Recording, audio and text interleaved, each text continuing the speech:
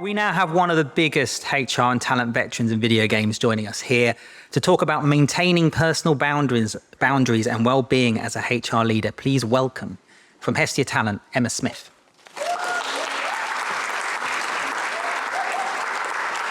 Ooh, that light is a bit bright. And being at this height behind this lectern, I just hope everybody can see me okay. And I'm not as tiny as I thought I would be. Are we all well fed and watered? Let's stay awake through this whole session, which I think that we will do. But I'm really pleased to be able to have this opportunity to talk about our boundaries and our well-being as HR leaders. And I say HR leaders, it can be this can be something that you can think about as a leader in your own company, people who are founders, and people that you're mentoring and coaching yourselves as well. Because I think this is a topic that we've danced around quite a lot, particularly over the last couple of years. And I'm going to be able to hopefully give you some things to think about and perhaps some practical tips and habits that you can go away and either put into practice for yourself or help with other people. So thinking about why this is such a critical topic, the role of HR has changed dramatically. And we are partnering with our businesses now more than we used to. And going back and thinking about where HR was in the 60s, 70s, and probably even early 80s, it was far more transactional. We were working with supervisors. It was very hands-on, but it's actually evolved and matured. We're thinking more about how we are great people leaders. We're people, and we're leaning more towards coaching rather than managing, and that's everything that we do. And you've got a lot of HR people that are providing, and we talked about earlier, almost on the edge of being a therapist. But actually, that's really hard, and it's a hard thing to carry. And that's why I wanted to talk about this, because who's HRing the HR people who are looking after you? And quite often, you don't have anyone to turn to. So what can we do about that? But before we go into a little bit about that, I want to give you a bit more insight into me. I know quite a few of you in the room, but I appreciate there's lots of people that haven't met me, that don't know me. I've been in leadership positions for most of my working life, actually. When I was thinking back how long I've been doing leadership roles for years.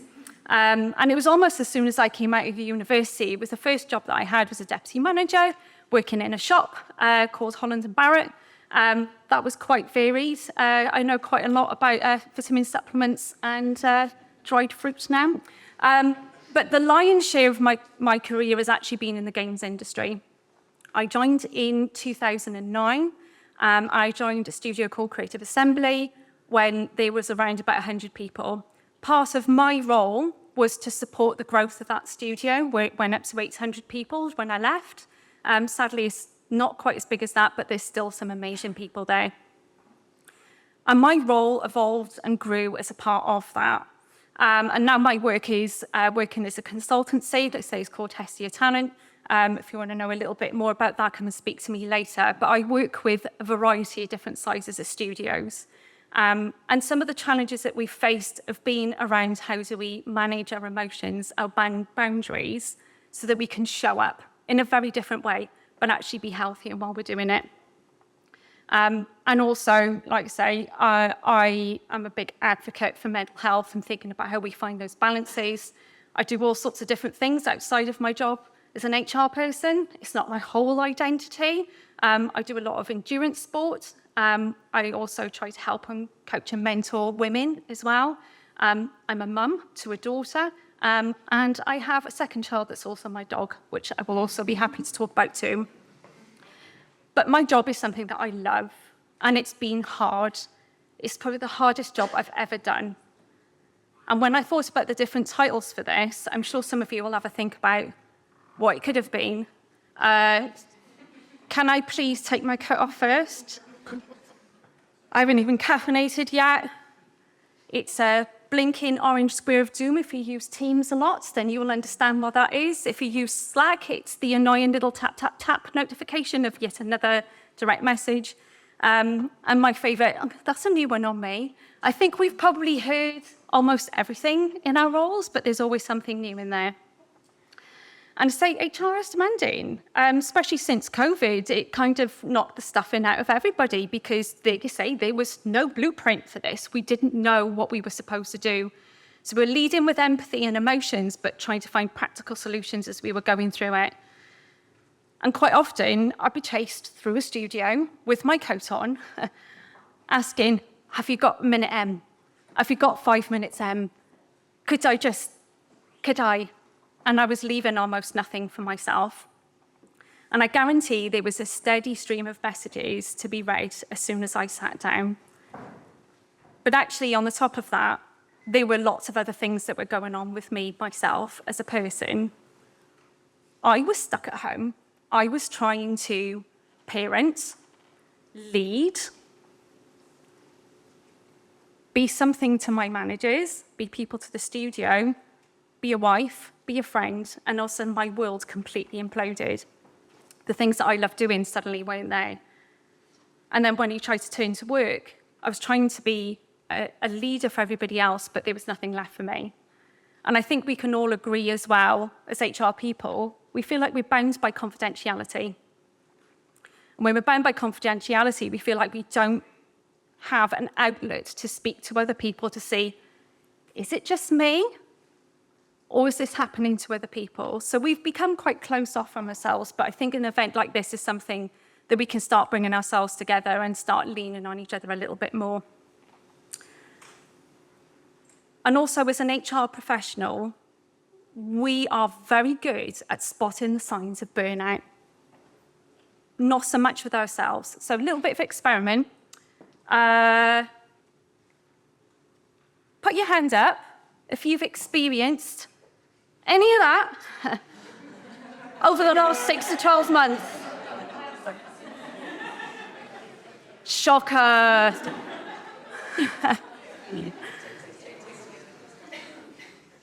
Another hands up. How much of it has been because of work? Do we want to layer in some other things like that, like hormonal health? Yeah, my menopause ladies. Well, mortgage rates, war, redundancies, everything else that's all mucky and going on in the world. But you can't do that because you're a leader and you're an HR leader. So you've got to constantly walk around like as if you've got it all together.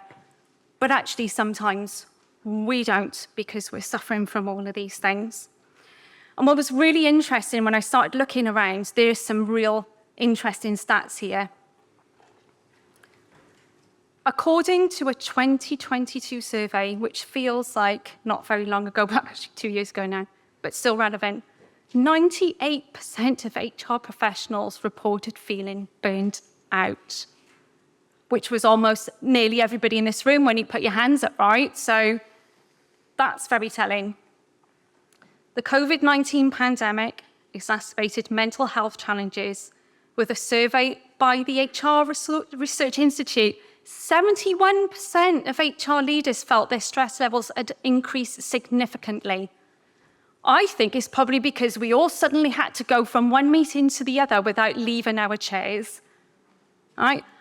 Our energy levels are not just expended by exercise, but also how we use our mind and how we are giving our emotion to other people. And this is a job that we use all of that. And also, we throw into the mix of that layoffs. Some people in this room were affected by that, by being laid off. But a lot of us were the people on the other side of it, supporting people through that layoff and sometimes being a part of the process of that. We can't underestimate how big of an impact that has had on everybody. And also, remote policies, hybrid working, we all had to suddenly start thinking about not just the practicalities of doing that, but what did that mean in a legal sense? Even things like changing people's contracts of employment of where they work. There were so many little things that had to happen before the big thing happened, and people are expecting it to happen quickly, and it does have an effect on us all. This one as well, 85% of HR professionals said their mental health affects their job performance, stress, anxiety, exhaustion, and it actually doesn't help you be the best that you can possibly be as a person, and then you're expected to show up for other people. So we need to cut ourselves some slack. And this is one that really resonated with me. Compassion fatigue. So a lot of the things that we've talked about today have been around our mental health and how we are showing up, but we're actually absorbing so much of this. One of my former work colleagues, we used to talk about ourselves being sponges. So we would draw in everybody's emotion and hold it. But we actually didn't have any way to let some of that go. We used to send each other gifts of SpongeBob SquarePants just to keep ourselves going, find the humor in the darkness. But actually, it was a really hard thing to do. I felt so lucky and fortunate that I had her to turn to as a peer and someone that I admired. But again, not everybody has that. So we have a duty to try and help and support ourselves as leaders. But this is another key thing. Something we talked about this morning, how many HR people are telling people to go and get support, get services, call the EAP service. Here, this is what you can do, but how many of us don't do that for ourselves? Very few, because we feel like we need to be everything to everybody all at the same time. I did a show of hands earlier I'm just going to do it again. How many people here, when you felt really overwhelmed at work as an HR leader, that you've gone and sought some additional external help to support you? Not enough. Not enough. And it'd be interesting to understand why we feel that way. Is it because we feel like we have to be the pillar of strength? But it's okay to not be. And there's some things that we can do to try and balance our well-being and think about those boundaries with that. I can't profess that I've always got this right, but actually where I did things wrong, it's made me think and reflect about how I can put those boundaries back in. So this is a bit of a public service announcement into using the word no. Repeat after me. No. 1, 2, 3. No. A bit louder, please. No. Does it feel wrong to say no? Yeah, it does. But it's actually, no is a muscle. The more you use it, the easier it gets. I first started really setting my boundaries when I became a mum, because I had to leave on time to go and collect my daughter. And I used to worry about it. But you know what? I didn't need to, because nothing bad actually happened. I thought it would, or the fact that I left at 5:30 made it look like I was shirking. And I did get the term, part-timer, and they got this look from me as, I've been here for the hours that I'm paid for, actually. And I've been super productive for the hours that you've paid me for this. So yes, I am leaving to go and collect my child that actually needs me more than you do. So being able to use no as a muscle, I want you to try and practice it. If you don't want to do it, and you can do it another time, then do it. Because the fourth point will help you do that. You can practice doing that at home before you do it in work. Tell the other people in your life, no, it's your turn to do the dishwasher. No, it's your turn to walk the dog, etc. Being able to be really clear about what your boundaries are and what works for you and what doesn't, and being able to verbalize those. Part of doing that is by working with someone who's a coach or a mentor that can talk to you about your personal values. One of my personal values is balance. I can't be the best I can if I don't have a moment to recharge myself. And being able to hold that boundary up and say, no, I can't right now, but I can look at that at this time. They're going to have more respect for you for doing that and being open and being honest. That's your team, the people you report to, and for yourself, than if you just keep endlessly saying yes and not hitting that target or not getting to where you want to be. Delegate and empower your team. This is a really big one.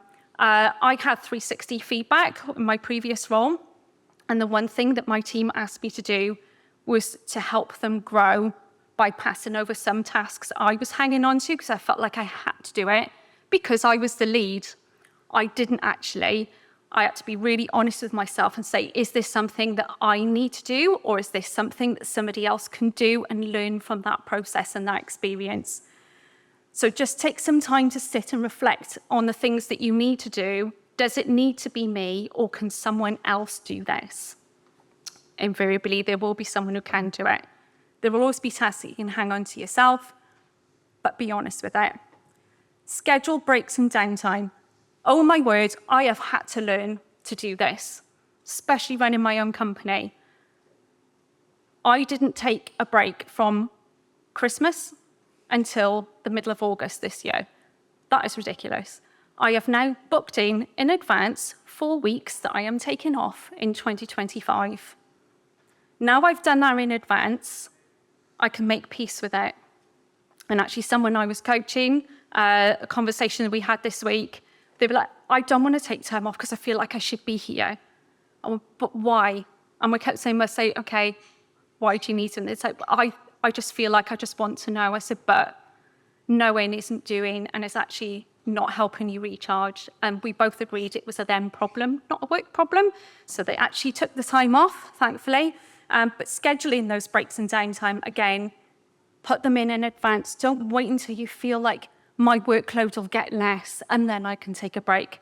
Because is your workload going to get less? No, it's not, because there's loads of people.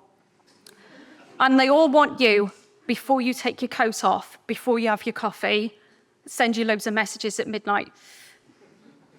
And be clear on what's important, what's urgent, and what's an emergency, which I talked about earlier on. So in my previous life, in my previous roles, I was a 999 operator.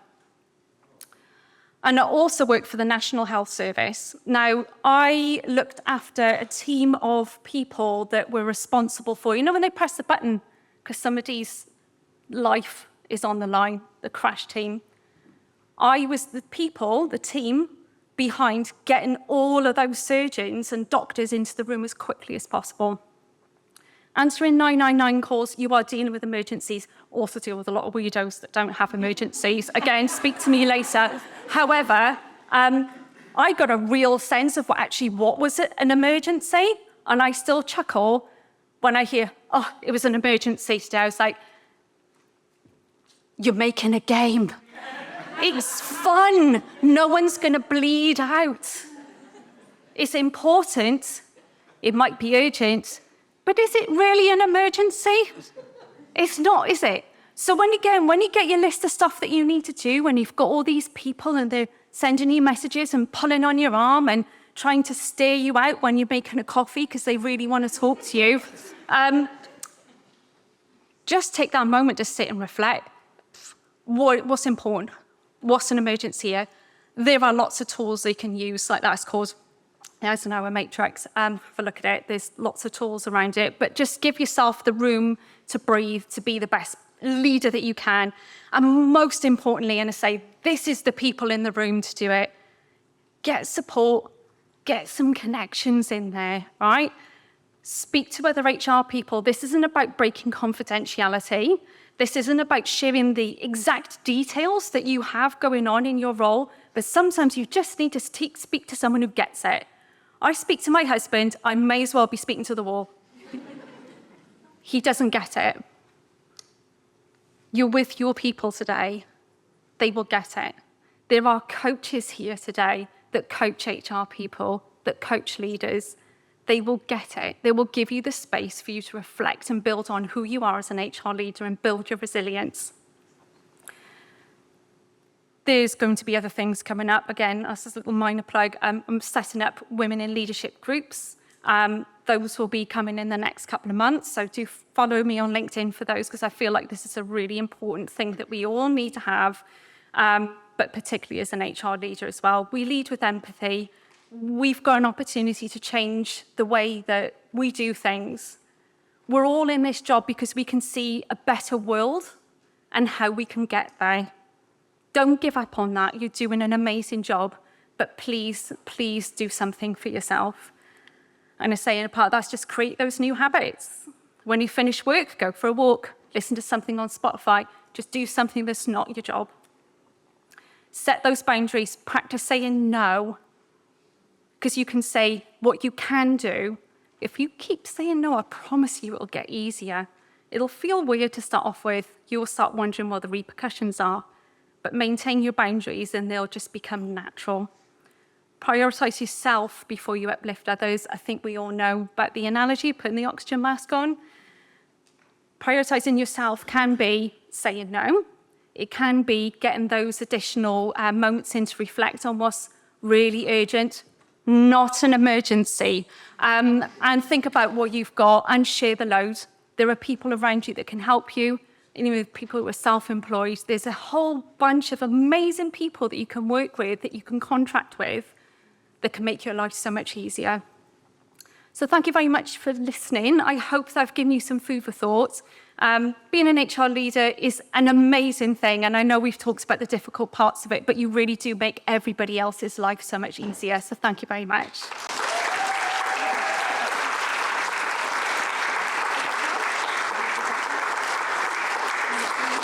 Chris says I've got 5 minutes for questions. So if anybody's got questions, I'm looking. God, that light is bright. Any questions? No. Oh, there's one. You need questions. Oh, this. Oh, I'm Charles Dishwater. This is. Hello. Sorry. Hi, I'm Jessie, Sustainability Lead for RKD. I'm fascinated by everything in this HR space, and this has been really great. My question is, how do we find the coaches? How do I find a coach that can help me, that has HR-specific experience in the room? Hit me up on LinkedIn, or if those people who are available and interested, if you'd like to stand up. Yeah, Steve, stand up. There's Sarah's here, Andy's here, Cecile, Emery's also here, Liz is here. My advice is just be a little bit vulnerable and just put a post-it on LinkedIn saying, I am looking for a coach. I'm looking for a mentor. These are the key things. I'd really appreciate some people recommending, and you'll get a lot of responses, I promise. Any other and questions? See these people, because they're lovely. Any other? Steve? You shared a fairly shocking statistic about a lack of willingness to ask for help. Yeah. What do you think is the number one blocker for people that stops them? Stigma.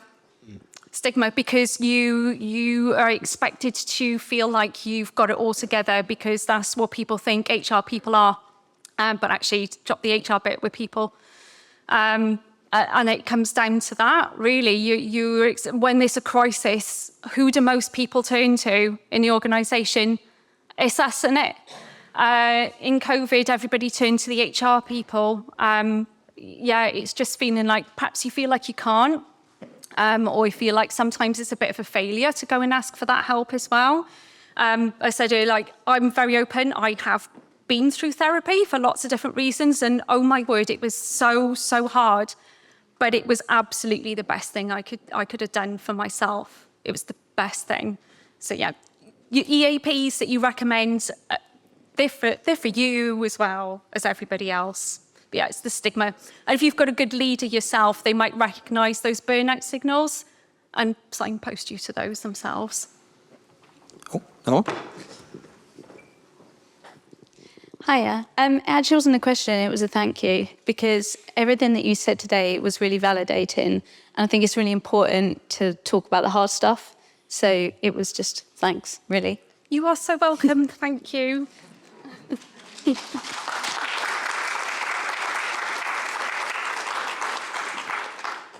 Any others? Oh, yeah, well, I'm going to keep going.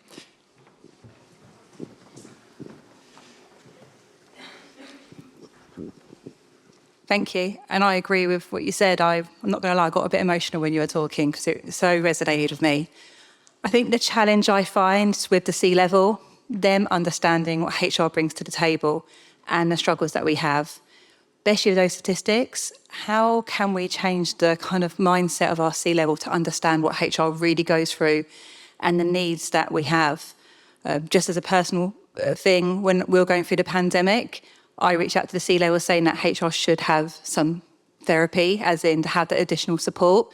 And on my side, it was, because it was difficult times, it was declined.